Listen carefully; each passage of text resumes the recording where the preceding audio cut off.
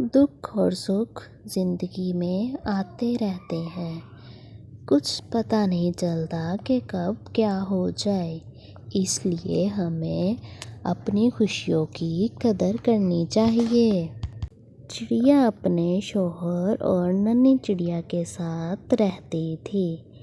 وہ بھوجن کر کے ہٹے ہی تھے کہ چڑیا کا شوہر کہتا ہے کہ مجھے ڈوبتے ہوئے سورج کا منظر بہت ہی پیارا لگتا ہے، میں تھوڑی دیر ابھی یہیں رکوں گا، پھر ہم گھر کی طرف لوٹ پڑیں گے۔ تو ابھی سورج ڈوبنے ہی والا ڈوبتا تھا تو اس کی بیٹی بھی کہتی ہے کہ مجھے بھی بہت اچھا منظر لگتا ہے کہ اتنی ہی دیر میں دور سے ایک پتھر آتا ہے اور چڑیا کے شوہر کو لگ جاتا ہے اور پل ہی بھر میں ان کی خوشیوں کو نظر لگ جاتی ہے۔ چڑیا اور چڑیا کی بیٹی رونے لگتی ہے اور کہتی ہے، ماما، پاپا کو کیا ہو گیا؟ آپ نے تو کہا تھا کہ ہم اکٹھے گھر جائیں گے، یہ آپ کو کیا ہو گیا؟ اب ہم کیسے رہیں گے؟ دونوں ماں بیٹی بہت زیادہ روتے ہیں اور پھر گھر کی طرف روانہ ہو جاتے ہیں۔ سارے راستے میں یہ دونوں بہت روتی ہیں اور کسی کو بھی پتہ نہیں چلتا کہ چڑیا کے شوہر مر چکا ہے۔ سب پرندے اپنے اپنے گھونسلے میں تھے۔ وہ کہتے ہیں نا، جس کا دکھ ہو اسی کو ہی پتہ ہوتا ہے۔ اگلی صبح چڑیا اور کالو کوا اور کوی کبوتر کے پاس آتے ہیں اور کہتے ہیں، کبوتر بھیا، آپ کو پتہ ہے کہ چڑیا کے شوہر مر چکا ہے؟ ہاں بہن، مجھے پتہ ہے۔ وہ چڑیا منحوس ہے، وہ اپنے شوہر کو بھی کھا گئی ہے۔ کبوتر کہتا ہے کہ ایسا نہیں کہنا چاہیے، برا وقت کسی پہ بھی آ سکتا ہے۔ چڑیا منحوس ہے، ہمیں اسے اپنے گاؤں سے باہر نکال دینا چاہیے تاکہ اس کی نحوست ہم پر نہ پڑے۔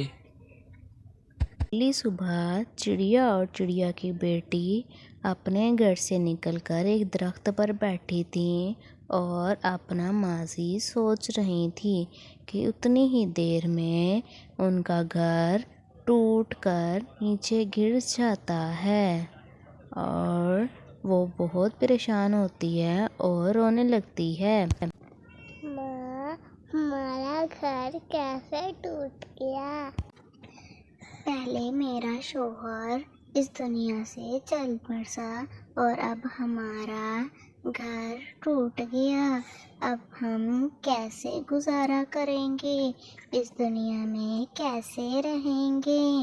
وہ دونوں، ماں اب ہم کیسے جئیں گے؟ اب ہم ایک دوسرے کے لیے جئیں گے۔ وہ دونوں رونا شروع کر دیتی ہیں اور پھر رات ہو جاتی ہے۔ طوطا کبوتر کے پاس آتا ہے اور کہتا ہے کہ کبوتر بھیا، آپ کو پتہ ہے کہ چڑیا اکیلی رہ گئی ہے؟ کبوتر کہتا ہے، کالو کوا اور کوی آئی تھی اور وہ کہہ رہی تھی کہ یہ منحوس ہے۔ پہلے مجھے بھی نہیں لگتا تھا، جب اس کا پہلے شوہر اس دنیا سے چلا گیا اور اس کے بعد اس کا گھر ٹوٹ گیا، اب تو مجھے بھی ڈر لگنے لگ گیا ہے۔ مٹھو کہتا، ایسا نہیں کہتے۔ پھر چڑیا اور ننھی گڑیا دوسروں سے مدد لینے کے لیے جاتی ہیں تو کالو کوی کے پاس پہلے جاتی ہیں اور کہتی ہیں کہ تمہیں پتہ ہے نا، ہاں، مجھے سب پتہ ہے، तुम मनहूस हो, तुम अपने शोहर को भी खा गई हो और तुम्हारा घर भी टूट चुका है। अब तुम यहाँ से चली जाओ, ये न हो कि तुम्हारी नहुसत हम पे पड़ जाए। इतना कहते हुए कालू कौवी घर में आ जाती है और चिड़िया और उसकी नन्ही बड़ी वहाँ से चल जाती हैं और घर के करीब ही तो मिट्ठू के पास आती हैं और दरवाज़ा खटखटाती हैं। मिट्ठू मिट्ठू दरवाज़ा खोलो।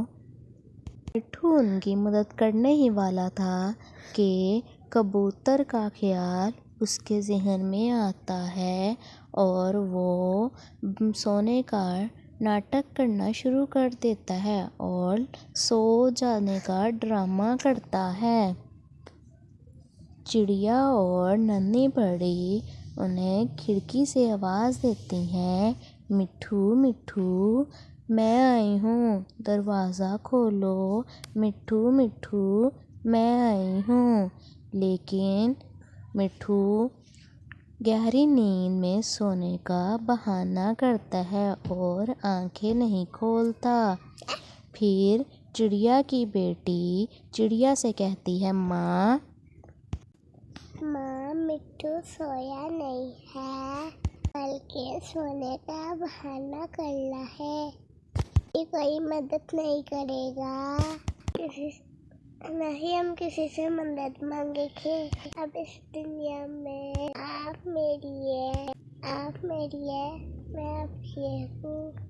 फिर वो दूर उड़ती ही रहती हैं और इस जंगल से बहुत ज़्यादा दूर चले जाती हैं, क्योंकि इस जंगल में उनके जो हमदर्द थे उन्होंने इनका बहुत दिल दुखाया था, इसलिए वो इतनी दूर चले जाते हैं।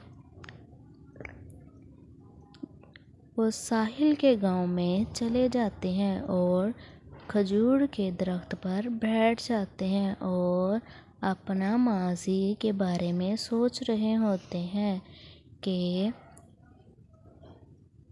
सूरज भी निकलने लगता है और वो सूरज को देख ही रहे होते हैं कि नन्ही बड़ी अपनी माँ के पास आती है और कहती है कि माँ नया घर बनाएंगे और खुशी खुशी से रहेंगे। इतनी ही देर में कि चाचा बढ़ई साहिल से लकड़ियाँ लेने आते हैं, तो वो देखते हैं वो इनके पास आता है और कहता है कि आप इस जंगल की नहीं लगती।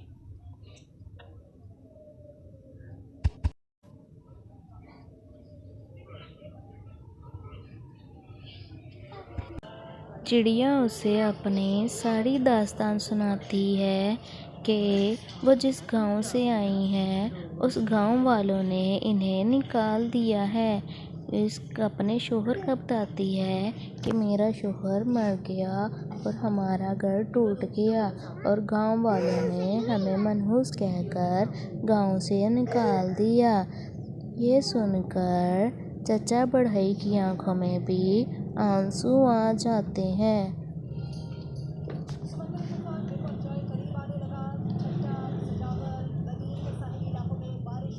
चचा बढ़ई को उन पे बहुत तरस आता है और वो इन्हें अपने साथ अपने घर ले चलता है।